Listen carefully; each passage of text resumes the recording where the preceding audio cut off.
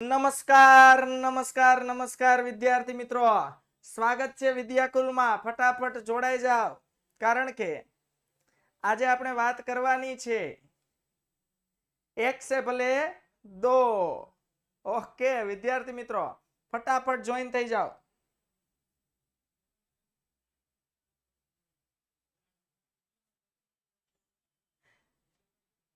Okay, એક સે ભલે દો એટલે સમજ પડી? ઘણાને પડી ગઈ હશે કે સર શું કહેવા માંગે છે.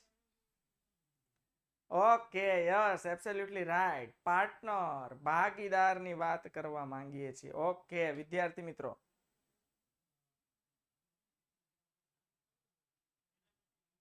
તો જોઈએ વિદ્યાર્થી મિત્રો, આગળ વધીએ. ગઈકાલે આપણે વાત કરી હતી વિદ્યાર્થી મિત્રો, HUF, જે આપણે એને કહીએ છીએ હિન્દુ અનડિવાઇડેડ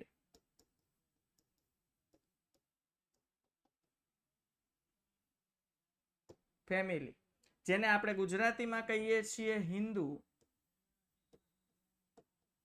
અવિભક્ત કુટુંબ.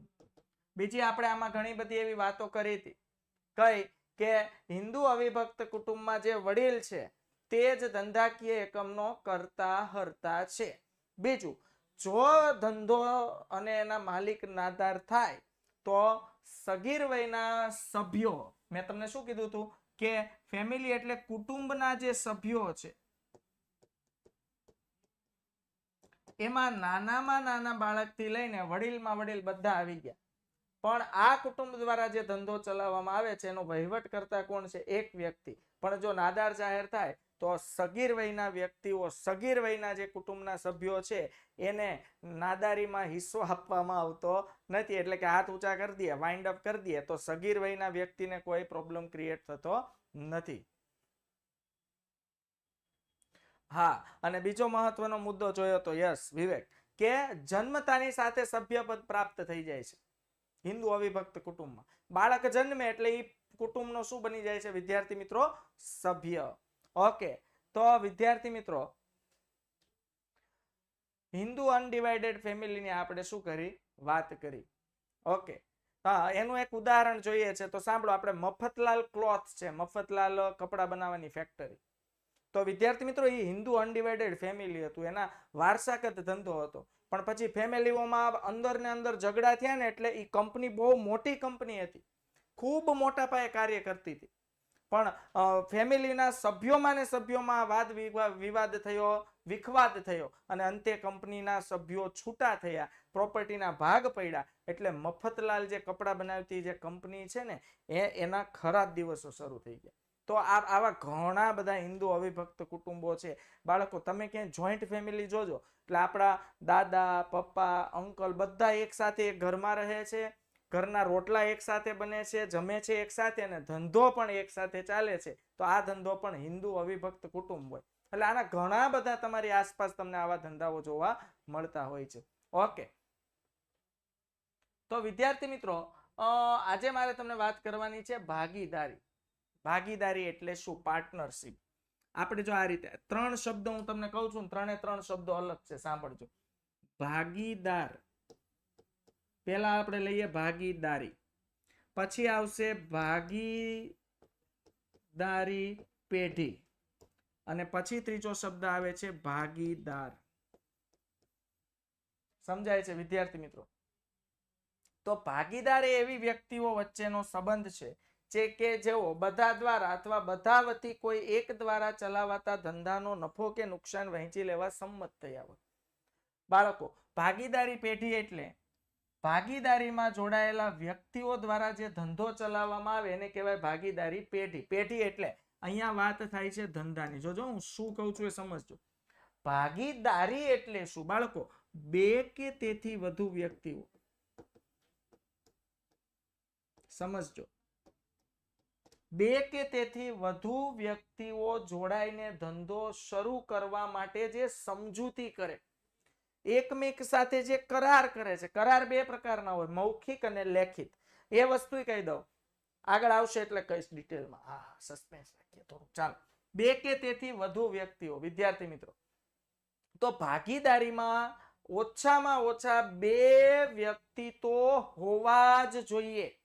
હવે બે કે તેથી વધુ વ્યક્તિઓ વચ્ચે જે સમજૂતી થાય કે કોણ કઈ રીતે કામ કરશે, કામ કઈ રીતે, મૂડી કેટલી લાવવી, પછી વર્કિંગ પાર્ટનર એટલે સક્રિય ભાગીદાર કોણ હશે, આવા અલગ અલગ પ્રશ્નોની જે સમજૂતી થાય એ સમજૂતીને કહેવાય ભાગીદારી. ભાગીદારી એટલે અલગ અલગ વ્યક્તિઓ ભેગા થઈને સમજૂતી કરે કે આવો ધંધો કરીએ, આપણે આટલા મૂડી લાવશું, આટલા રૂપિયાનું આપણે રોકાણ કરશું, આ રીતે આપણે ધંધો કરશું. ત્યારબાદ ધંધો શરૂ થાય એને કહેવાય ભાગીદારી પેઢી. અને ભાગીદારીમાં જોડાયેલો વ્યક્તિગત જે વ્યક્તિ ભાગીદારીમાં જોડાય, વિદ્યાર્થી મિત્રો, જે વ્યક્તિ આ જે સમજૂતી છે એમાં જોડાય તેને વ્યક્તિગત રીતે ભાગીદાર કહે છે.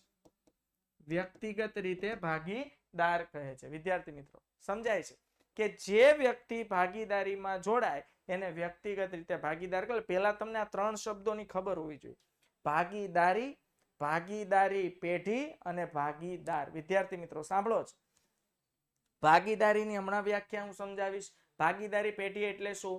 ભાગીદારીમાં જોડાયેલા વ્યક્તિઓ દ્વારા સંયુક્ત રીતે જે ધંધો ચલાવવામાં આવે એને કહેવાય ભાગીદારી પેઢી. અને ભાગીદાર એટલે શું? જે વ્યક્તિ ભાગીદારીમાં જોડાય છે એને વ્યક્તિગત રીતે એટલે પર્સનલ વ્યક્તિને કહેવાય ભાગીદાર.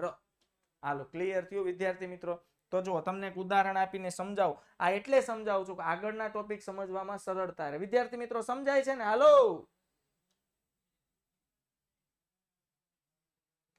સો ગયે ક્યાં? Okay, very good. હા હા, આમાં નક્કીનું જોલા આવી જાય ભણતા ભણતા. હા, પછી આમ ફોનમાં મૂકતો હું છે, સુતા સુતા લેક્ચર જોતા છે, સમજ્યા? જેવું જોલું આવે ને ફોન અહીંયા માથે પડે ત્યારે ખબર પડે, લે ઓહો જોલું આવી ગયું. એટલે ઘણા ને આવું થતું સમજે, ફોન જોતા જોતા આંખું મંડે ઘેરાવા. હા, પછી આંખું ઘેરાતા ઘેરાતા જે ફોન ટપ દઈને માથે આવે પછી આળું કોકે માર્યું, કોકે નથી માર્યું, ફોને માર્યું, જાય કે એમ. ઓકે, ચાલો વિદ્યાર્થી મિત્રો, તો આપણે જોઈએ ભાગીદારી, ભાગીદારી પેઢી અને ભાગીદાર. ચાલો, જેમ જેમ જો સૌથી નાનું સ્વરૂપ કયું હતું? વૈયક્તિક માલિકી. એકલો માલિક, સંચાલન પણ પોતે કરે, મૂડી પણ એકલો લાવે. હાલો, જો આ આવી રીતે છે ને, આખી પ્રોસેસ આવી રીતે છે.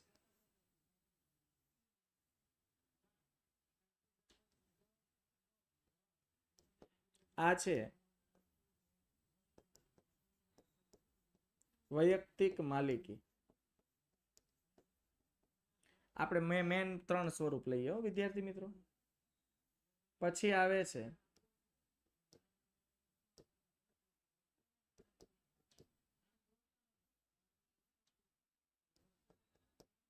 ભાગીદારી પેઢી અને સૌથી મોટું સ્વરૂપ આવે છે જેમાં સભ્ય સંખ્યા અનલિમિટેડ હોય છે. એ આવશે ત્યારે આપણે પાછું એના વિશે ચર્ચા કરશું ધોરણ 12 માં. તો આ જે મેં તમને વાત કરી વિદ્યાર્થી મિત્રો, એ છે કંપની. સૌથી નાનું સ્વરૂપ છે વૈયક્તિક માલિકી, ત્યારબાદ આવે છે ભાગીદારી પેઢી અને ત્યારબાદ સૌથી વિશાળ વિકરાળ જાયન્ટ સ્વરૂપ એટલે કંપની. ઓકે, હવે જો બાળકો, હું નાના પાયે ધંધો કરું છું પણ મને મજા આવતી નથી, મારે ધંધો કરવો છે મોટા પાયે. તો જેમ જેમ વેપાર અને વાણિજ્યનું ક્ષેત્ર વિસ્તૃત થતું ગયું તેમ તેમ વૈયક્તિક માલિકીની મર્યાદાઓ વધુ સ્પષ્ટ થવા લાગી. જેમ જેમ બાળકો વેપાર વધતો ગયો, વાણિજ્યનું ક્ષેત્ર વધતું ગયું, વેપારને સહાયક સેવા એટલે વાણિજ્ય, એમાં બેન્કિંગ આવી ગયું, વખાર આવી ગયો, વીમા આવી ગયો. હાલો, તો આ ક્ષેત્રો જેમ જેમ વિશાળ થતા ગયા એમ વૈયક્તિક માલિકની મર્યાદા સ્પષ્ટ નજર સામે દેખાવા માંડી કે ચાલુ લોકો ક્યાં પહોંચવા માંડ્યા છે અને આપણે હજુ નાની દુકાન કરીને બેઠા છીએ. હાલો વિદ્યાર્થી મિત્રો, 5 માર્ક્સમાં પૂછાય. અહીંયા આ ચેપ્ટરના દરેક ક્વેશ્ચન લક્ષણો હોય, ફાયદા હોય કે મર્યાદા હોય, 5 માર્ક્સમાં પ્રશ્ન પૂછાય છે બાળકો. ડન. તો વિદ્યાર્થી મિત્રો, વૈયક્તિક માલિકીની મર્યાદાઓ નજર સમક્ષ ઉભરીને દેખાવા માંડી, ઉપસી આવી કે ચાલુ લોકો ક્યાંથી ક્યાં ધંધો કરવા પહોંચી ગયા છે, કેટલા મોટા પાયે ધંધો કરે. ચાલુ આપણે દુકાનની બહાર નથી નીકળતા, શટર ખોલવાનું, વળી ટાઈમ પૂરો થાય શટર પાડવાનું, તો આપણો ધંધો આપણને નાનો લાગવા માંડ્યો. પણ ઘટતું તો શું વિદ્યાર્થી મિત્રો? મૂડી રોકાણ. તો એના માટેનો વિકલ્પ ખુલી ગયો. જો વૈયક્તિક માલિકીમાં મૂડી રોકાણ ઘટે એટલે નાના પાયે ધંધો કરવો પડે, તો એનો એક વિકલ્પ ખુલી ગયો. એનો વિકલ્પ હતો વિદ્યાર્થી મિત્રો ભાગીદારી પેઢી. તો જુઓ, બહોળા પ્રમાણમાં વેપાર માટે વધુ મૂડી જોઈએ, કાર્યદક્ષ વહીવટ શક્તિ જોઈએ, અને જોખમ ઉઠાવવાની મર્યાદાઓ દૂર કરવા માટે ભાગીદારી પેઢી અસ્તિત્વમાં આવી. જો હું તમને કહું બાળકો, બહોળા પ્રમાણમાં મોટા પાયે તમારે વેપાર કરવો છે તો એક તો વધુ મૂડીની જરૂર પડશે, સ્વાભાવિક છે. એકલો વ્યક્તિ ધંધો કરે છે, મૂડી રોકાણ ઓછું છે. હવે સમજો 3 વ્યક્તિ ધંધો કરે છે, તો ત્રણેયનું મૂડી રોકાણ ભેગું થાય અને ધંધો કેવો બનશે? મોટો. પછી કાર્યદક્ષ વહીવટી શક્તિ જોઈએ. હવે એકલો વ્યક્તિ છે, પોતાના ધંધાની એકલો દેખભાળ લઈ શકે, સમજો પણ ધંધો મોટો થાય, કર્મચારીઓ ઘણા બધા વધી જાય, માલિક 3 4 5 6 2 કરતા વધુ હોય એ વધી જાય વિદ્યાર્થી મિત્રો, તો ધંધાનું જે વહીવટનું જે કાર્યદક્ષતા છે, જે કાર્યક્ષેત્ર છે, એ પણ મોટું થઈ જાય છે. અને જોખમ ઉઠાવવાની મર્યાદાઓ દૂર કરવા માટે ભાગીદારી પેઢીની અસ્તિત્વમાં. બાળકો, વૈયક્તિક માલિકી કેવું હતું? જોખમ ઓછું લે. કયું જોખમ? સૌથી મોટું જોખમ કયું હોય? નુકસાની. બરોબર. હવે જો ભાગીદારી પેઢીમાં વિદ્યાર્થી મિત્રો મોટામાં મોટો ફાયદો શું થાય ખબર? જોખમની વહેંચણી. આગળ આવશે એટલે કહીશ, પણ અહીંયા જ તમને સમજાવી દઉં કે જોખમની વહેંચણી એટલે શું. સિમ્પલ ભાષામાં સમજાવો એટલે તમને ખબર પડી જાય. ચાલો, એક વ્યક્તિ હતો વિદ્યાર્થી મિત્રો, એક વ્યક્તિ હતો, 60,000 નું નુકસાન થયું. હાલો, બધું નુકસાન કોણ ભોગવશે? પોતે નુકસાન ભોગવશે. ડન? ક્લિયર? હવે સમજો વિદ્યાર્થી મિત્રો, 3 ભાગીદાર હતા, ફરીથી નુકસાન 60,000 જ થયું. બોલો, ત્રણેયના ભાગમાં નુકસાન વહેંચાઈ જશે. કેટલું કેટલું? 20,000, 20,000 અને 20,000. બોલો, જોખમની વહેંચણી થઈ ગઈ. તમે ભાગીદારી પેઢીથી ધંધો કરો ને એટલે આપણું જે જોખમ હોય ને, જોખમ વહેંચાય છે વિદ્યાર્થી મિત્રો. સમજાય છે? ડન? ક્લિયર? ઓકે. તો આ મોટામાં મોટો બેનિફિટ છે કે ખોટ જાય ને તો ઉપાધિ ઓછી રહી. હવે વૈયક્તિક માલિકીમાં ખોટ જાય તો આપણે જ બધી ભોગવવી પડે. હાલ, પણ ભાગીદારી પેઢીમાં ખોટ જાય તો જેટલા ભાગીદાર હોય બધા વચ્ચે વહેંચાય છે. હા સર, નફોય વહેંચાય છે. જો ભાઈ, કંઈક પામવા માટે કંઈક ગુમાવવું પડે. હા, તમારે ખોટમાં જો હિસ્સેદારી જોતી હોય તો પછી નફામાં હિસ્સેદારી આપવી પડે. સમજાય છે વિદ્યાર્થી મિત્રો? હવે આપણને ખોટ જાય, નુકસાન જાય તો આપણે કોકને ગોતતા હોય, લે ભાઈ લે, અડધી ખોટ તું ભોગે, એમ. સમજાય છે? સમજો આપણે કોઈ જગ્યાએ જમવા ગયા હોય અને સમજો ખરાબ શાક આવી ગયું, એટલે આપણે બીજાને થાય લે લે અડધું ખા, એટલે મારી ડીશમાં ઓછું થાય, મને ભાવતું નથી, એમ. એનો મતલબ એવો, મને ભાવતું નથી, એમ. સમજાય છે? આપણી ડીશમાં કંઈક વસ્તુ આવી ગઈ એવી, સમજો આપણી ડીશમાં રીંગણાનું શાક આવી ગયું, રીંગણાનું શાક આપણે ડીઠું ભાવતું નથી, તો આપણે બાજુવાળાને એમ તાણ કરીએ, લે લે લે તું આમ તારી ડીશમાં કાંઈ નથી, લે આમાંથી લે થોડું, એમ. સમજાય છે? તો આપણે ખરાબ વસ્તુમાં પાર્ટનર ગોતતા હોય કે ખોટ જાય તો હાલ ભાઈ થોડીક ખોટ તું સહન કરશે, તો સારી વસ્તુ થાય એમાં આપતા આવડવું જોઈએ ને.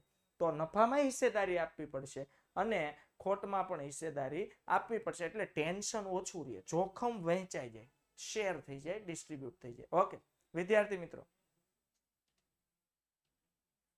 પાર્ટનરશિપમાં માલિકનું પતી જાય તો અડધો ભાગ કોનો હોય? એટલે માલિકનું પતી જાય મતલબ માલિકનું શું પતી જાય? મૃત્યુ થાય.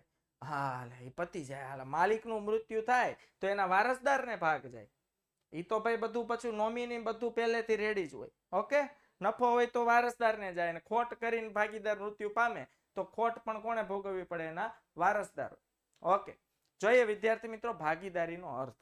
ઓકે, ભાગીદારીને કયો કાયદો લાગુ પડે છે એ તમને કહી દો. ભાગીદારીને કાયદો લાગુ પડે છે ધ પાર્ટનરશિપ એક્ટ 1932. વિદ્યાર્થી મિત્રો સાંભળજો, ભાગીદારીને જે કાયદો લાગુ પડે છે તે કાયદો છે the partnership act 1932. The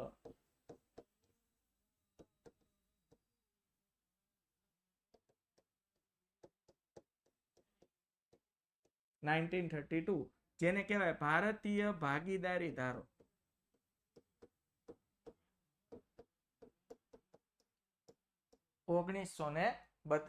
the partnership act 1932, ભારતીય ભાગીદારી ધારો 1932.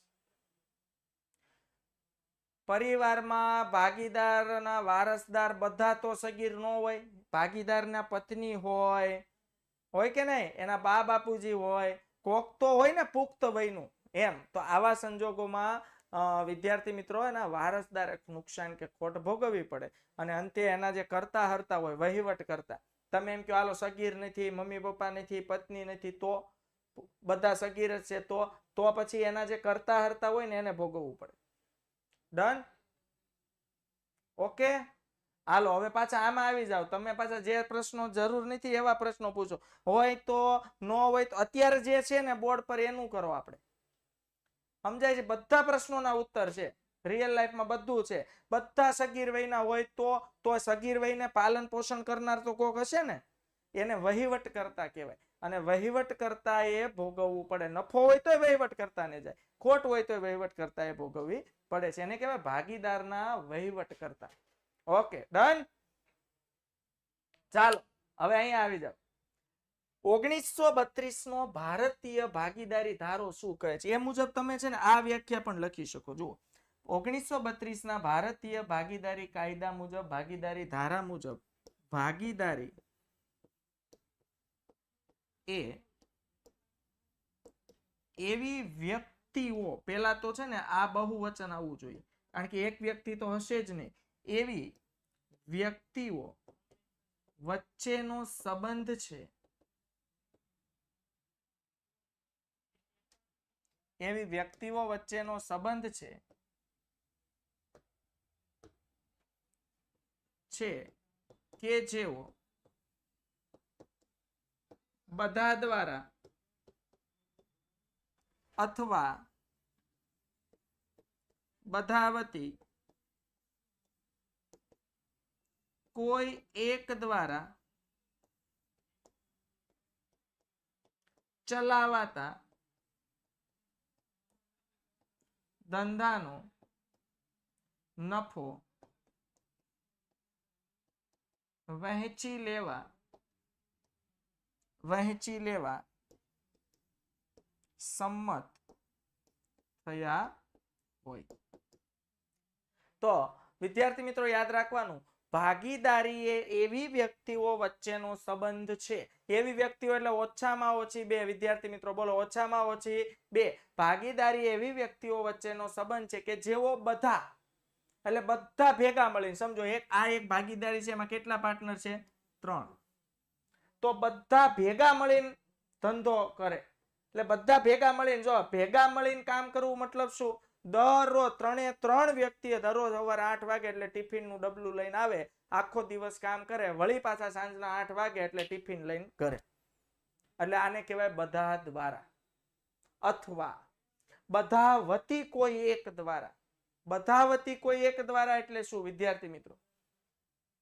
સમજો, આ 3 ભાગીદાર છે, એમાંથી આ જે 2 ભાગીદાર છે ને એને માત્ર રૂપિયાનું જ રોકાણ કર્યું છે. ડન? તો રૂપિયા રોકે ને આખો ધંધો કોણ મેનેજ કરે છે? આ એકલો. એને કહેવાય સક્રિય ભાગીદાર, વર્કિંગ પાર્ટનર. ડન? તો બધા વતી કોઈ એક દ્વારા ચલાવવામાં આવે ને તોય ચાલે, તોય એને ભાગીદારી પેઢી જ કહેવાય. એટલે એવો કોઈ નિયમ નથી કે ધંધાના 5 પાર્ટનર હોય તો પાંચે સવાર ટિફિનનું ડબલું લઈને હાજર થઈ જ જવાનું. નહીં, બધા દ્વારા અથવા બધા વતી કોઈ એક દ્વારા ચલાવાતા ધંધાનો નફો વહેંચી લેવા સંમત થયા હોય. વિદ્યાર્થી મિત્રો સાંભળજો, ભાગીદારી એ એવી વ્યક્તિઓ વચ્ચેનો સંબંધ છે કે જેઓ બધા દ્વારા અથવા બધા વતી કોઈ એક દ્વારા ચલાવાતા ધંધાનો નફો કે નુકસાન. અહીંયા છે ને એક વસ્તુ બીજી એડ કરજો વિદ્યાર્થી મિત્રો, નફો કે નુકસાન. નફો થાય તોય બધા વહેંચી લેશે, નુકસાન થાય તો પણ બધા વહેંચી લેશે. આવું કરવા માટે એવો સંમત થયા હોય. ઓકે, શેર હોલ્ડર કંપનીમાં આવે બટા, ભાગીદારી પેઢીમાં નહીં, કંપનીમાં આવશે. Okay done. તો જોઈએ વિદ્યાર્થી મિત્રો, વ્યાખ્યા કેમ યાદ રાખશો? ભાગીદારી એ એવી વ્યક્તિઓ વચ્ચેનો સંબંધ છે કે જેઓ બધા દ્વારા, એટલે બધા ટિફિન લઈને આવે ને કામ કરે, અથવા બધા વતી કોઈ એક દ્વારા ચલાવાતા ધંધાનો નફો કે નુકસાન વહેંચી લેવા માટે સંમત થયા હોય, અગ્રી થયા હોય. ડન. તો કોઈ એમ પૂછે ભાગીદારી એટલે શું, તો લખાય ભારતીય ભાગીદારી ધારા 1932 મુજબ ભાગીદારી એ એવી વ્યક્તિઓ વચ્ચેનો સંબંધ છે કે જેઓ બધા દ્વારા કે બધા વતી કોઈ એક દ્વારા ચલાવાતા ધંધાનો નફો કે નુકસાન વહેંચી લેવા સંમત થયા હોય. Okay done, clear. उसके बाद ભાગીદારીની લાક્ષણિકતાઓ. વિદ્યાર્થી મિત્રો, ભાગીદારીની લાક્ષણિકતાઓ શું હોય, કેવા કયા સિમ્પટમ્સ દેખાય તો ખબર પડે કે આ ભાગીદારી છે. ઓકે, આવું મેં ઘણી વાર સમજાવ્યું છે. તમને તાવ આવ્યો હોય તો શરીર ગરમ થઈ જાય, ધ્રુજારી મંડે ચડવા, મજા ન આવે, હાલો, એ તાવના લક્ષણો છે. તો આ લક્ષણોથી ખબર પડે કે આ ભાગીદારી છે. Okay done. કરારજન્ય સંબંધ. વિદ્યાર્થી મિત્રો સાંભળજો, કરાર એટલે કોન્ટ્રાક્ટ. કોન્ટ્રાક્ટ વિદ્યાર્થી મિત્રો કોના વચ્ચેનો? બે કે તેથી વધુ વ્યક્તિઓ વચ્ચે. ભાગીદારી કરાર દ્વારા અસ્તિત્વમાં આવે છે, ફરજિયાત. પણ આ કરારના બે પ્રકાર છે વિદ્યાર્થી મિત્રો. કરારના કેટલા પ્રકાર? કરારના બે પ્રકાર છે, મૌખિક કરાર અને લેખિત કરાર. મૌખિક કરાર એટલે બોલીને. સમજો મારો એક ભાઈબંધ છે, અમે પાક્કા દોસ્તાર છીએ, પાક્કા મિત્રો છીએ, બેસ્ટ ફ્રેન્ડ છીએ, તો અમારે કોઈ લેખિત કરાર કરવાની જરૂર જ નથી, કારણ કે એને મારા પર પૂરો વિશ્વાસ છે, મને એના પર પૂરેપૂરો વિશ્વાસ છે. વાતચીત કરીને, હાલ ભાઈ તું કેટલા રૂપિયા લાવી? 5 લાખ. તું કેટલા લાવી? હું 5 લાખ. હાલો 10 લાખ લાવીને ધંધો શરૂ કરો. બંને હવે ટિફિન લઈને આવશું, આખો દિવસ કામ કરશું, ટિફિન લઈને ઘરે વહી જશું. મૌખિક કરાર, વાતચીત કરી. લેખિત કરાર. લેખિત કરાર એટલે લીગલ પેપર પર બધું લખાણ થાય કે કેટલા ભાગીદાર છે, એનું નામ શું છે, કયો ભાગીદાર કેટલી મૂડી લાવશે. આ લેખિત કરારને કહેવાય ખતપત્ર, જેને કહેવાય ભાગીદારી કરારનામું, જે હજુ આપણે આગળ સમજવાના છીએ. Okay done. તો બાળકો કોઈ એમ પૂછે કયો કરાર કરવો જોઈએ? સાહેબ મૌખિક કરો તોય ચાલે, લેખિત કરો તો પણ ચાલે, પણ લેખિત કરાર સૌથી વધુ ઈચ્છનીય અને હિતાવહ છે. આટલું યાદ રાખવાનું. લેખિત કરાર સૌથી વધુ ઈચ્છનીય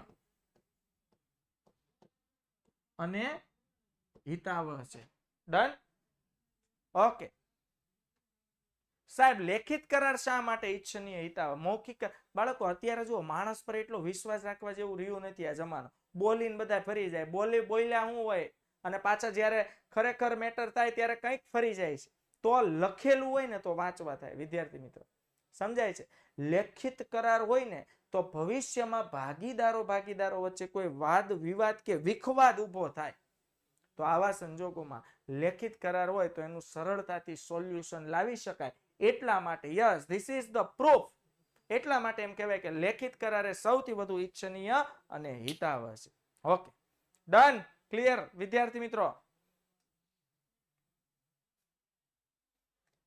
સ્થાપના વિધિ.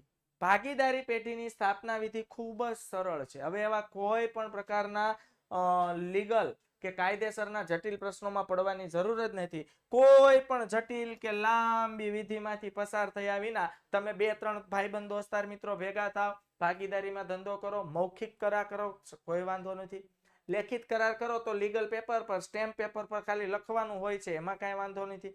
ઓકે, એટલે ખૂબ સ્થાપના વિધિ સરળ છે. કોઈ કાયદાકીય દાવપેચમાં કે જટિલ પ્રક્રિયામાં પડવાની કોઈ જરૂર નથી. उसके बाद નોંધણી, રજિસ્ટ્રાર, એને કહેવાય પાર્ટનરશિપ રજિસ્ટ્રાર. બાળકો ભાગીદારી પેઢીની નોંધણી કરાવવી ફરજિયાત નથી. 1 માર્ક્સનો પ્રશ્ન આ યાદ રાખજો.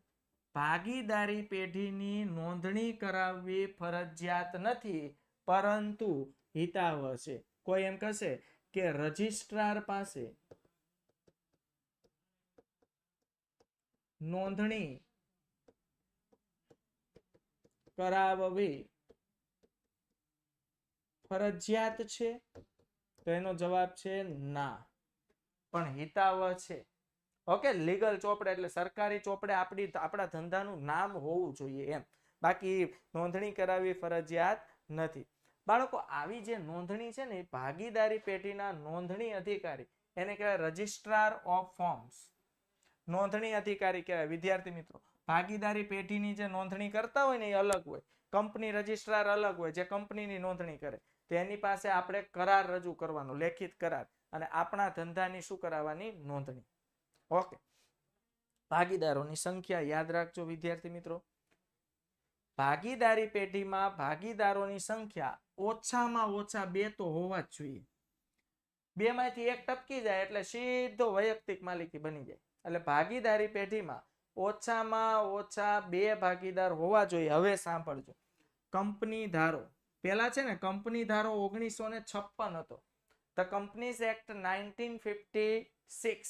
ત્યારબાદ આ જે ધારો હતો ધ કંપનીઝ એક્ટ 1956, આમાં ઘણા બધા સુધારા વધારા થયા, અમેન્ડમેન્ટ આવ્યા, અને ન્યૂ કંપનીઝ એક્ટ 2013 ની કલમ એટલે સેક્શન 464 પ્રમાણે, જો આંકડો સરસ છે, 464. આપણે ઓલું ગીત ગાતા ને, આજુબાજુ દરવાજો વચ્ચે બેઠો વરરાજો, એટલે 464. વિદ્યાર્થી મિત્રો, તો એ મુજબ જોજો પરીક્ષામાં કઈ રીતનો પ્રશ્ન પૂછાય છે. કંપની ધારા 2013 ની કલમ 464 મુજબ ભાગીદારી પેઢીમાં ભાગીદારોની સંખ્યા 100 થી વધુ નહીં, એટલે મેક્સિમમ કેટલા? 100. વધુમાં વધુ કેટલા? 100. તેવી રીતે સરકાર શ્રી નક્કી કરે એ મુજબ રહેશે. ડન? 100 થી વધુ નહીં. પરંતુ હવે સાંભળો, ત્યારબાદ બાળકો, હાલમાં જે કંપની ધારો ચાલે છે એમાં એક નિયમ આવ્યો, પરચુરણ નિયમ. નિયમ 10 છે 2014 માં. જો કંપની ધારો 2013 માં લોન્ચ થઈ ગયો, પછી કંપની ધારામાં કંઈક સુધારા વધારા કરવા પડે, તો 2014 ના નિયમ 10 મુજબ સરકારશ્રીએ ભાગીદારોની સંખ્યા વધુમાં વધુ એટલે મેક્સિમમ કેટલી નક્કી કરી છે? 50. તો આ પ્રશ્નનો જવાબ આખો આમ યાદ રખાય. સાંભળો, ભાગીદારી પેઢીમાં ભાગીદારોની સંખ્યા ઓછામાં ઓછા 2, પછી વધુમાં વધુ માટે કેટલા ક્રાઇટેરિયા છે? 2. કંપની ધારા 2013 ની કલમ 464 પ્રમાણે વધુમાં વધુ 100, અને એ જ કંપની ધારા 2013 ના 2014 ના નિયમ 10 મુજબ વધુમાં વધુ 50. ડન વિદ્યાર્થી મિત્રો? હાલો, ઓકે. ઉદ્દેશ, હવે કોઈ પણ ધંધો હોય એનો પહેલો ઉદ્દેશ શું હોય? નફાનો. પછી બીજા ઉદ્દેશ શરૂ થાય. તો જોઈએ, ભાગીદારી પેઢીનો મુખ્ય ઉદ્દેશ કાયદેસરની ધંધાકીય પ્રવૃત્તિ કરી નફો મેળવવાનો છે. એ તો બાળકો આખા દેશમાં કાયદેસરનો ધંધો કરી નફો મેળવવાનો ઉદ્દેશ હોય કોઈ પણ ધંધા. હા, પછી ગેરકાયદેસર ધંધા થાય છે એ અલગ, 2 નંબરની વાત છે, પણ કોઈ પણ ધંધો હોય કાયદેસરના ધંધાકીય પ્રવૃત્તિ કરી નફો મેળવવાનો ઉદ્દેશ છે. નફાના હેતુ વિનાની પ્રવૃત્તિ ભાગીદારી નથી. જે ભાગીદારીનો હેતુ એમ હોય કે મારે તો સેવા કરવી, તો ભાઈ ભાગીદારી ન હોય તો બિન વેપારી સંસ્થા સ્થાપવાની. સમજાય છે વિદ્યાર્થી મિત્રો? તમારે સેવા જ કરવી છે તો કોઈ ટ્રસ્ટની સ્થાપના કરો. ડન? તો નફાના હેતુ વિનાની પ્રવૃત્તિ ભાગીદારી છે જ નહીં. જેમ કે સામાજિક સેવા અને ધાર્મિક કાર્ય કરવાની પ્રવૃત્તિ કાયદેસરની છે. યસ, સામાજિક કાર્ય બહુ ઉમદા વસ્તુ છે, ધાર્મિક કાર્ય કરો બહુ શ્રેષ્ઠ વસ્તુ છે, છતાં એમાં નફાનો ઉદ્દેશ ન હોવાથી એ ભાગીદારી નથી. યાદ રાખજો, ભાગીદારીનો મુખ્ય ઉદ્દેશ શું છે? કાયદેસરની પ્રવૃત્તિ કરીને નફો મેળવવાનો. જે ભાગીદારીનો ઉદ્દેશ નફાનો નથી એ ભાગીદારી નથી. હાલો, તો એ બિન વેપારી સંસ્થા કહેવાય. બિન વેપારી સંસ્થા એટલે જેનું કામ શું હોય? ટ્રસ્ટ. આપણે અલગ અલગ ટ્રસ્ટ જોઈએ ને જે સેવાનું કામ કરે, સામાજિક સેવા હોય, કોઈ મંદિરો બનાવે, મસ્જિદો બનાવે ને ધાર્મિક કાર્યો કરે. વિદ્યાર્થી મિત્રો લોકોના કલ્યાણ માટે ફ્રીમાં કામ કરે. ઓકે, મૂડી બાળકો મૂડી લાવવી ફરજિયાત નથી. પેલા એ કહી દઉં, સામાન્ય રીતે બધા જ ભાગીદારો મૂડી લાવે છે. તેમ છતાં મૂડી લાવવી એ બધા ભાગીદારો માટે ફરજિયાત નથી. આ યાદ રાખજો. 1 માર્ક્સનો બીજો પ્રશ્ન. મૂડી લાવવી ફરજિયાત નથી બાળકો. બધા ભાગીદારોએ મૂડી લાવવી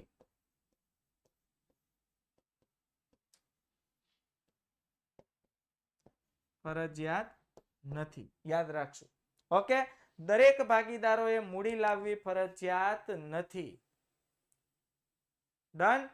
આ કોઈ બાળકો કોઈ બુદ્ધિશાળી ભાગીદારની આપણે જરૂર હોય તો આપણે શું કહીએ? પૈસા નથી રોકવાના તારે ખાલી અહીંયા આવીને કામ કરવાનું છે ને તારું મગજ વાપરવાનું, તો એ ભાગીદાર જ કહેવાય. એટલે દર વખતે મૂડી લાવવી જરૂરી નથી. બધું કરારમાં લખાણ થાય.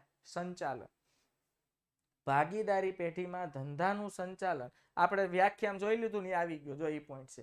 બોલો, સંચાલન બધા દ્વારા અથવા બધા વતી કોઈ એક દ્વારા. બધા ભાગીદારો ભેગા થઈને સંયુક્ત રીતે સંચાલન કરે તો પણ ચાલે. બધા જ ભાગીદારોને ધંધાના નિર્ણયોમાં ભાગ લેવાનો અધિકાર છે. હા બાળકો, બધા ભાગીદારો ભેગા મળીને સંયુક્ત રીતે ધંધો ચલાવતા હોય તો સંયુક્ત રીતે સંચાલન કરી શકે. અથવા બધા વતી કોઈ એક દ્વારા ધંધો ચલાવવામાં આવે તો એક વ્યક્તિ સંચાલન કરી શકે. બટ કિંતુ પરંતુ લેકિન ભાગીદારોને ધંધાના નિર્ણયોમાં ભાગ લેવાનો પૂરેપૂરો અધિકાર છે.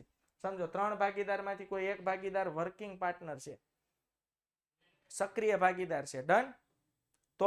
તો સક્રિય ભાગીદાર વટનો કટકો થઈને એમ ન કહી શકે કે હવે આજે હું સક્રિય ભાગીદાર છું, હિસાબ લેવા એકેય ન આવતા હોય. એવું નહીં.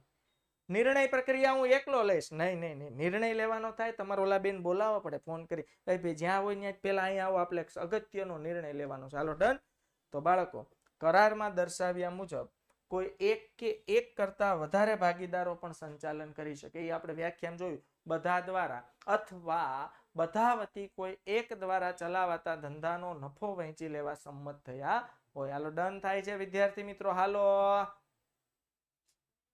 ઓકે. અમર્યાદિત જવાબદારી વૈયક્તિક માલિકીમાં મેં કીધું હતું, ભાગીદારીમાં આવશે ત્યારે પાછું કહીશ. તો હવે સાંભળી લો ફટાફટ. જેવું મેં કીધું હતું સેમ ટુ સેમ આમાં છે. અમર્યાદિત જવાબદારી આ વેરી મોસ્ટ ઇમ્પોર્ટન્ટ પ્રશ્ન છે 2 માર્ક્સનો.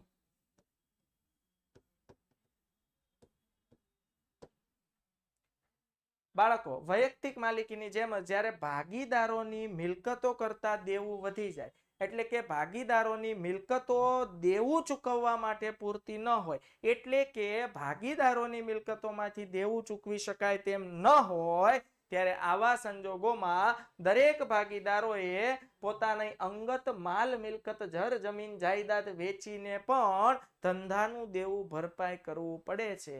એને કહેવાય અમર્યાદિત જવાબદારી, અનલિમિટેડ લાયબિલિટીઝ કહેવાય. વિદ્યાર્થી મિત્રો, અમર્યાદિત જવાબદારી એટલે અનલિમિટેડ લાયબિલિટીઝ.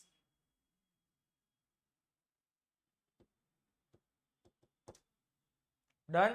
ઓકે. તો વૈયક્તિક માલિકીની જેમ દેવાની ચૂકવણીની બાબતમાં સેમ ટુ સેમ છે વિદ્યાર્થી મિત્રો. ડન. ક્લિયર.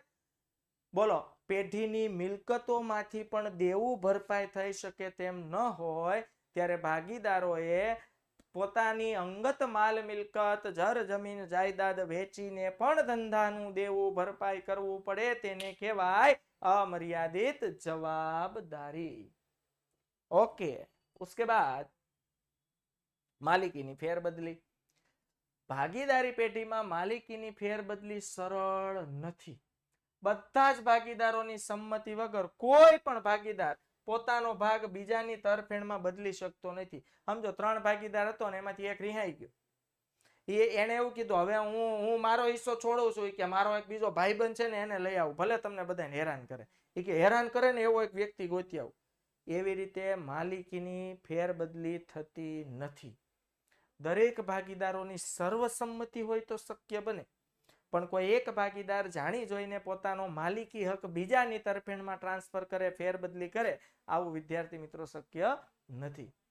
પણ જો કોઈ ભાગીદાર બધા ભાગીદારોની સંમતિ વગર હિસ્સાની ફેરબદલી કરે તો કોઈ પણ ભાગીદાર પેઢીનું વિસર્જન કરાવી શકે છે. હા, પણ બાળકો આ પોઈન્ટ કેટલો મહત્વનો, જો કોઈ એક ભાગીદાર અવળો હોય, આડું જ ચાલવું છે હોય ને, આડું જ ચાલવું છે, તો દરેક ભાગીદારોને જાણ કર્યા વિના પોતાનો જે હિસ્સો છે ને અન્ય વ્યક્તિને ફેરબદલ કરી દીધો, તો આવા સંજોગોમાં ભાગીદારી પેઢીનું કાયદેસર રીતે શું કરી શકાય?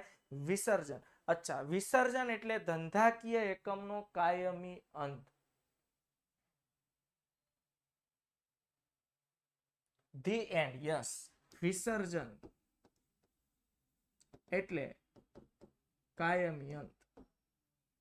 ધંધો કાયમી બંધ થઈ જાય એને કહેવાય ધી એન્ડ, વિસર્જન. ઓકે, તો વિદ્યાર્થી મિત્રો આગળ વધીએ. ધારાકીય સ્થાન. 1932ના ભારતીય ભાગીદારી કાયદામાં ભાગીદારના હકો શું છે, ફરજો, નિયમો, પેઢીની નોંધણી તેમજ અન્ય જોગવાઈઓ દર્શાવવામાં આવી છે. તમારે ભાગીદારી વિશે કોઈ પણ કાયદો જાણવો હોય તો ધ પાર્ટનરશિપ એક્ટ 1932 ગૂગલ પર પણ સર્ચ કરો એટલે તમને અલગ અલગ ઘણી વિગતો જાણવા મળશે. એટલે ભાગીદારી માટેનો બેસ્ટ કાયદો છે ધ પાર્ટનરશિપ એક્ટ 1932, ભારતીય ભાગીદારી ધારો 1932. પેઢીનું આયુષ્ય. બાળકો, ભાગીદારીનું આયુષ્ય અમર્યાદિત છે. તમે ચલાવો ને ત્યાં સુધી ચાલે. સોરી, ભાગીદારીનું આયુષ્ય મર્યાદિત છે, લિમિટેડ છે. લિમિટેડ શું કામ છે? મેં શું કીધું હતું પહેલા? હાલો, બે જ ભાગીદાર છે, એમાંથી કોઈ એક ટપકી ગયો તો વિદ્યાર્થી મિત્રો એકલો વ્યક્તિ વધે ને, એકલો વધે એ ભાગીદારી કહેવાય નહીં.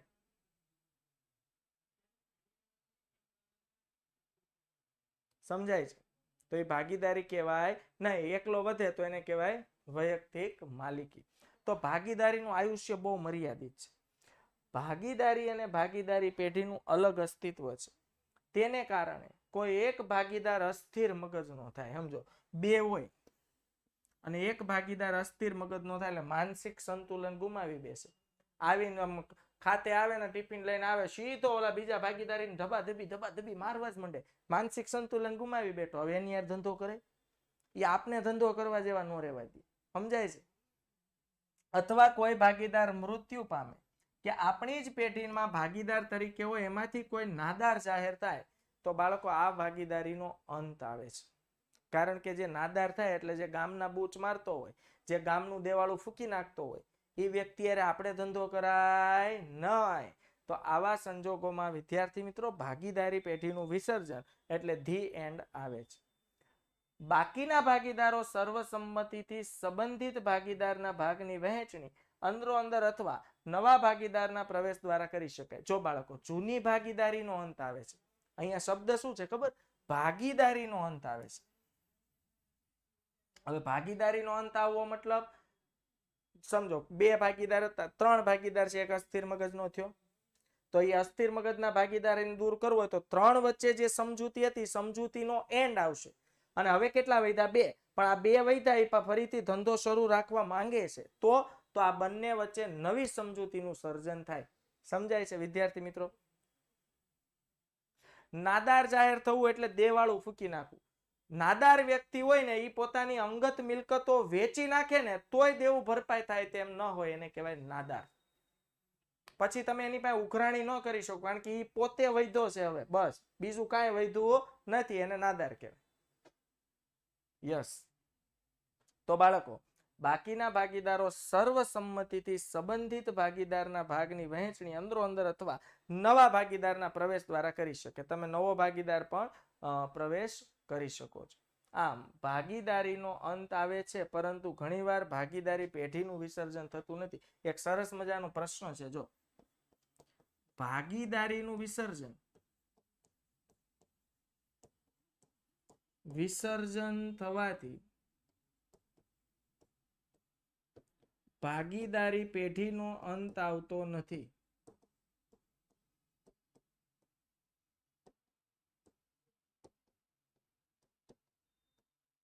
પરંતુ ભાગીદારી પેઢીનું વિસર્જન થાય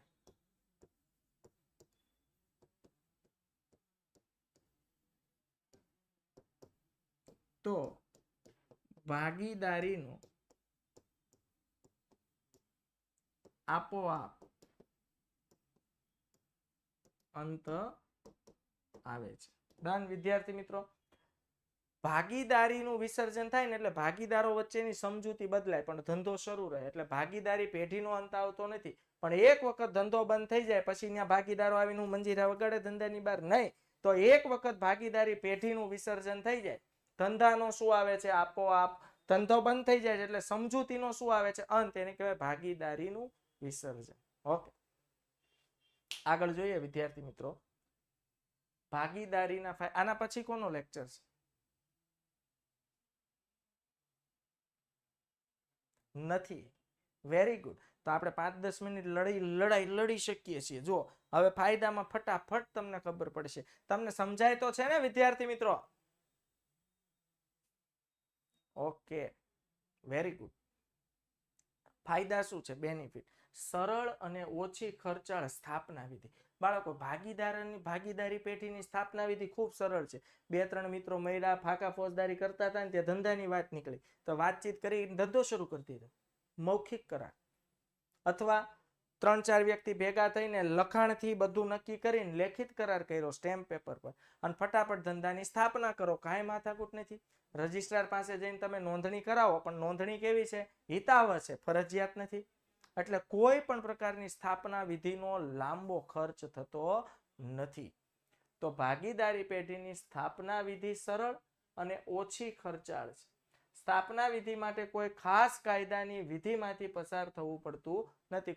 કોઈ ખાસ કાયદાને ફોલો નથી કરવો. નિયમ, નીતિ, નિયમ, કાયદાકીય જોગવાઈનું કાંઈ ખાસ બહુ અડચણ ઊભી થતી નથી. કાયદા અનુસાર ભાગીદારી પેઢીની નોંધણી કરાવવી ફરજિયાત નથી, પરંતુ હિતાવહ છે. ફરીથી આવ્યો 1 માર્ક્સનો પ્રશ્ન. કાયદો શું કહે છે? ભાગીદારી પેઢીની નોંધણી કરાવવી ફરજિયાત નથી, હિતાવહ છે. જો નોંધણી હોય તો તમે ભવિષ્યમાં કોઈ કાયદેસરના સ્ટેપ લેવા હોય, અદાલતમાં જવું હોય તો તમે વ્યવસ્થિત પ્રૂફ સ્વરૂપે આ ડોક્યુમેન્ટ રજૂ કરી શકો છો. કાર્યક્ષમ સંચાલન. બાળકો, વૈયક્તિક માલિકીમાં એકલો વ્યક્તિ હતો. મેં તમને એ કીધું હતું કે એકલો વ્યક્તિ બધે પહોંચી શકતો નથી, પણ ભાગીદારી પેઢીમાં એક સે ભલે દો, ઓછામાં ઓછા 2 તો હોય જ. તો બોલો 3 વસ્તુ વહેંચાઈ જાય. જો આમાં કાર્ય વહેંચાય, એને કહેવાય કાર્યની વહેંચણી. પછી નફાની વહેંચણી અને પછી વિદ્યાર્થી મિત્રો નુકસાનની વહેંચણી. જોઈ લો. હવે 2 વ્યક્તિ છે એટલે જે કામ એકલો વ્યક્તિને કરવું પડતું 2 કામ વહેંચાઈ જાય એટલે જે કામ થવું જોઈએ ને વધુ બેટર, વધુ કાર્યક્ષમતાથી ને વધુ સારું કાર્ય થાય. તો વૈયક્તિક માલિકી કરતા ભાગીદારી પેઢીમાં એક કરતા વધુ વ્યક્તિઓ હોવાથી તેમના વિશિષ્ટ જ્ઞાનનો, જોઈ લો, એક કરતા વધુ વ્યક્તિ હોય જેની પાસે બુદ્ધિ છે એના બુદ્ધિનો ઉપયોગ થાય, જેની પાસે પૈસા છે એના પૈસાનો ઉપયોગ થાય. ડન. તો જ્ઞાનનો, બુદ્ધિનો, આવડતનો અને અનુભવનો લાભ પેઢીને મળે છે. ધંધાનું સંચાલન ભાગીદારોના હાથમાં જ હોવાથી તેઓ સંચાલનમાં વ્યક્તિગત રસ અને કાળજી લે છે. જોઈ લો, ધંધાનું સંચાલન ભાગીદારોના જ હાથમાં હોય. દરેક ભાગીદાર પોતપોતાના, હવે ભાગીદાર પોતે જ માલિક કહેવાય, એટલે જેના ભાગમાં જે કામ આવ્યું છે ને પૂરી નિષ્ઠાપૂર્વક અને ઈમાનદારીથી કરશે. હિતાવહ એટલે આપણા હિતમાં, આપણા રક્ષણમાં હોય. એમ કે ભવિષ્યમાં કોઈ કેસ કબાડા થાય તો તમે નોંધણી કરાવેલી હોય તો ડોક્યુમેન્ટ સ્વરૂપે એનો લાભ લઈ શકો. હિતાવહ એટલે આપણું હિત થાય, એનાથી આપણું કલ્યાણ થાય. કોઈ મુશ્કેલી સર્જાય તો એને હિતાવહ કહેવાય. હેલ્પફુલ, યસ, ફાયદાકારક, આપણા હિત માટે, આપણા લાભ માટે જે ઉપયોગી છે. ઓકે. તો બાળકો, ધંધાનું સંચાલન ભાગીદારોના હાથમાં જ છે, માટે દરેક સંચાલન એમ જ સમજે ધંધો મારો છે અને મારે પ્રોપર અને વ્યવસ્થિત કામ કરવાનું છે. બધા પોતાના કામમાં કાળજી લેશે અને નિષ્ઠાપૂર્વક કામ કરશે. ભાગીદારોનું કર્મચારીઓ ઉપર પ્રત્યક્ષ નિયંત્રણ હોવાથી પેઢીનું કાર્યક્ષમ સંચાલન થાય. અને બાળકો, એક સે ભલે દો, એકલો વ્યક્તિ બધે નથી પહોંચી શકતો, પણ ધંધામાં 2 ભાગીદાર હોય ને તો બંને વારાફરતી કર્મચારીઓ પર દેખરેખ, નિયંત્રણ અને અંકુશ રાખી શકે. તો કર્મચારીઓ પણ ઉત્સાહથી કામ કરે, ટાઈમ પાસ ન કરે અને વધુ કાર્યક્ષમતાથી કામ થાય તો વધુ સારું વેચાણ થાય, અને વધુ સારું વેચાણ થાય એટલે વધુ સારો નફો થાય. શાખ પાત્રતામાં વધારો. શાખ પાત્રતા એટલે બાળકો આપણી શાખા વધે. શાખા એટલે માન, પ્રતિષ્ઠા, ઇજ્જત અને વેલ્યુ વધે. અને માન, પ્રતિષ્ઠા, ઇજ્જત અને વેલ્યુ વધે એટલે ઉધાર વેચાણ આપણે વેપારી દ્વારા ઉધાર માલ ખરીદી શકીએ, લોનની જરૂર હોય તો લોન લઈ શકીએ, આવા ઘણા બધા કાર્યો થાય. તો જોઈએ પ્રત્યેક ભાગીદારની જવાબદારી કેવી છે? અમર્યાદિત. બરોબર, દરેક ભાગીદારની જવાબદારી અમર્યાદિત હોવાથી વેપારીઓ પેઢીને ઉધાર માલ વેચતા કે નાણાંનું ધિરાણ કરતા અચકાતા નથી. શું કામ? ખબર છે, જો ભાગીદાર પૈસા નહીં આપે તો એની અંગત મિલકતો વેચીને પણ આપણને પૈસા મળી જાય.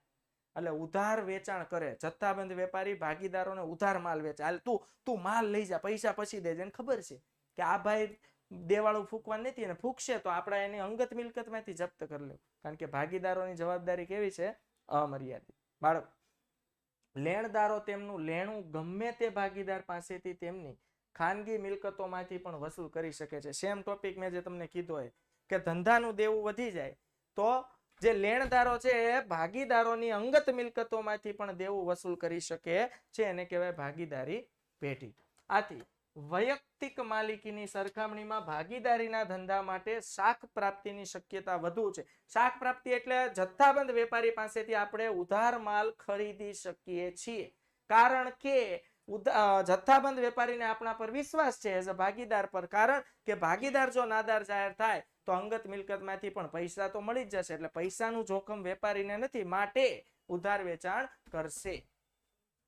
Done ડનાડન done. ઓકે, બીજો ફાયદો શું છે? વધુ મૂડી. એક સે ભલે દો. બોલો, એકલો વ્યક્તિ બિચારો કેટલાક રૂપિયા લાવે? ઓલા બધા એક પછી એક ભેગા થાય ને બધા પોતપોતાની રીતે, હાલ મારા 5 લાખ, મારા 5 લાખ, મારા 5 લાખ. સમજો, સોસાયટીના ગણપતિ બેસાડવા હોય, 5 વ્યક્તિ ભેગા થઈને બધો ખર્ચો કરી શકે નહીં, પણ આખી સોસાયટીમાંથી ફાળો ઉઘરાયો. હાલો 100, 200, 500, 1000, 2000 ભેગા કરો, લાખ, 1.5 લાખ રૂપિયા થાય. કેટલો જોરદાર ઉત્સવ થાય. હા કે ના? તો આ બસ આ ભાગીદારીમાં એવું જ હોય. વિદ્યાર્થી મિત્રો, ભાગીદારી પેઢીમાં 2 કે તેથી વધુ ભાગીદારો હોવાથી મૂડી વધુ મેળવી શકાય છે. ભવિષ્યમાં ધંધો વિકસે ત્યારે વધુ મૂડીની જરૂર પડે તો વળી પાછો નવા ભાગીદારને બોલાવી લો. સમજો 2 ભાગીદાર છે, ભવિષ્યમાં હજી પૈસા ઘટ્યા, મૂડી ઘટે છે, તો પાછો એક ભાગીદાર ગોતી લેવાનો. હાલ ભાઈ, પાર્ટનરશિપમાં ધંધો કરવો હોય તો ધંધો શરૂ જ છે, તારે ચાલુ ધંધામાં ચાલુ ટ્રેને ચડી જવાનું છે. તો કે મૂડી તરીકે લાવવા પડે. લાવવા જ પડે ને ગાંડા, કઈ મફતમાં કોણ તને ભાગીદારી આપે? તો કેટલા લાવવાના? અંબે 5 લાવ્યા હતા, સમય પ્રમાણે તાર 6 લાખ લાખવા પોહાય છે કે હા હારું, લાય 6 લાખ. બોલો, હવે તમે ધંધો મોટો કરી શકો. ડન. ઓકે, उसके बाद શ્રમ વિભાજનનો લાભ. મેં તમને હમણાં કહી દીધું. બોલો, ઓછામાં ઓછા 2 ભાગીદારો એટલે બધા ભાગીદારો વચ્ચે કામની વહેંચણી થઈ જાય. તો દરેક ભાગીદારના ભાગમાં પોતપોતાનું કામ આવી ગયું છે, અને બધા ધંધાના માલિક છે, સંચાલક છે. બધા ભાગીદાર નિષ્ઠાપૂર્વક કામ કરશે અને શ્રમ વિભાજનનો લાભ કરે. લાભ એટલે મળે કે બધા પોતપોતાની બુદ્ધિથી કામ કરશે, દરેકની બુદ્ધિ ભેગી થાય એટલે ધંધાનો વિકાસ થાય. સમજાય છે? તો પેઢીના જુદા જુદા ભાગીદારોની કુશળતા તેમજ તેમની શક્તિઓનો લાભ મેળવી શકાય છે. દરેક ભાગીદારને તેમની શક્તિ અને આવડતના પ્રમાણમાં કામ સોંપીને શ્રમ વિભાજનનો લાભ મેળવી શકાય. જોઈ લો, જેવા ભાગીદારમાં જેવી કાર્યક્ષમતા હોય, જેવી આવડત હોય, જેવી કલા, કૌશલ્ય, કુશળતા હોય એ પ્રમાણે ભાગીદારમાં કામ વહેંચાઈ જાય. દરેક ભાગીદાર મારો જ ધંધો છે, અને ખરેખર ભાગીદારનો જ ધંધો કહેવાય. તો એ જે સંચાલક તરીકે નિષ્ઠાપૂર્વક પ્રામાણિકતાથી કામ કરશે અને ધંધાનો, વિદ્યાર્થી મિત્રો, શું થશે? વિકાસ થશે. યોગ્ય નિર્ણય. બાળકો, ભાગીદારી પેઢીમાં એવું કીધું, એકલો વ્યક્તિ હોય ને નિર્ણય લેતા મૂંઝાય, કોઈને વાત ન કરી શકે ને તો નિર્ણય ખોટો પડે. સમજાય છે? પણ ભાગીદારી પેઢીમાં સમજો 3 ભાગીદાર છે, એ જમી લીધા પછી આમ જો હુવાણ કરે, મીટિંગ કરે, હાલો હવે આપણે કઈક નિર્ણય લેવો છે, શું કરવું? હાલ ભાઈ, તારું શું કેવું છે? એના 2 મંતવ્યો એ આપશે.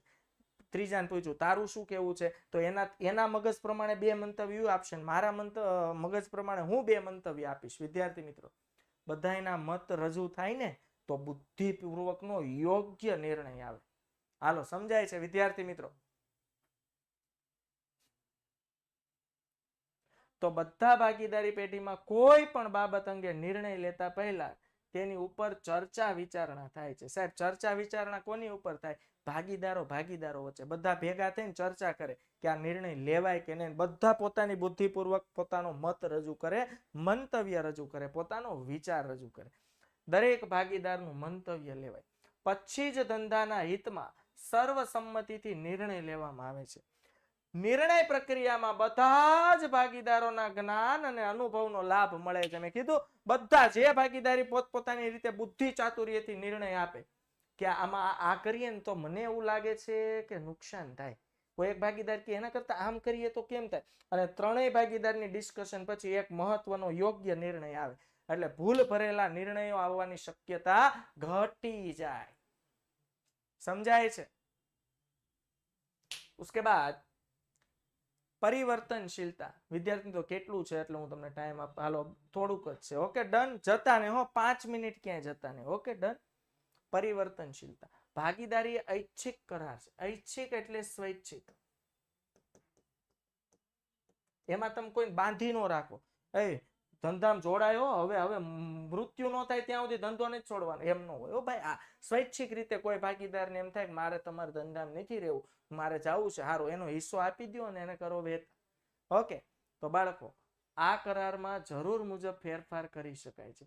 બદલાતા સંજોગો મુજબ ભાગીદારી પેઢીના સંચાલનમાં અને એના માળખામાં પણ જરૂરી ફેરફાર કરી શકાય છે, અને ભાગીદારોમાં પણ જરૂરી ફેરફાર કરી શકાય છે. ડન.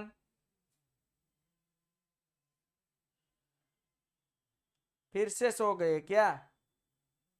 ओके. उसके बाद લઘુમતીના હિતોનું રક્ષણ. લઘુમતીના હિતોનું, લઘુમતી એટલે મિનિમાઇઝ, ઓછામાં ઓછું. જોઈએ, સામાન્ય રીતે ભાગીદારીના ધંધામાં કોઈ પણ કાર્ય બધા ભાગીદારોની સંમતિ થાય છે. હાલો, કોઈ પણ શું છે કાર્ય દરેક ભાગીદારોની સર્વસંમતિથી થાય છે. પેઢીના નિર્ણયોમાં કોઈ પણ એક ભાગીદારની અસંમતિ હોય ને વિદ્યાર્થી મિત્રો, તો એ નિર્ણય કેન્સલ થઈ જાય. હાલો સાંભળજો. સમજો ધંધામાં કોઈ નવું કામ કરવું છે અને કોઈ એક ભાગીદારની સંમતિ નથી તો કાર્ય થઈ શકતું નથી. કોઈ પણ ભાગીદાર પેઢીના વિસર્જનની માંગણી કરી શકે. આમ લઘુમતીના હિતોનું રક્ષણ થાય છે. લઘુમતીના હિતોનું રક્ષણ મતલબ બાળકો સર્વસંમતિ હોવી જોઈએ. 3 ભાગીદાર હોય તો ત્રણે એમ કે હા, હા અને હા. 3 માંથી એક એમ કે ના.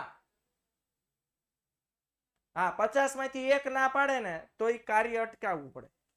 તો ક્યાં તો એકને તમે બધા થઈને 49 થઈને કન્વિન્સ કરો, બેટા તારે ગામ ફેરવાય, ગાડું ન ફેરવાય, ધ્યાન રાખ, આમાં ફાયદો થાય, કન્વિન્સ કરી શકાય. પણ એક વ્યક્તિ જો અસંમતિ દર્શાવે તો તમે કાર્ય કરી શકતા નથી. હાલો ડન.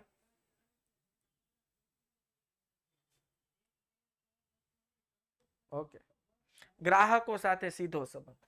વૈયક્તિક માલિકીની જેમ બાળકો ભાગીદારીમાં પણ ગ્રાહકો અને કર્મચારીઓ સાથે સીધો સંબંધ હોય. જોઈ લો, જથ્થાબંધ વેપારી પાસેથી માલ ખરીદવાનો, કર્મચારી દ્વારા પ્રોડક્શન કરવાનું અને છૂટક વેપારીઓને વેચી દેવાનું. તો ગ્રાહક સાથે સીધો સંબંધ હોય છે, કર્મચારી સાથે સીધો સંબંધ હોય છે.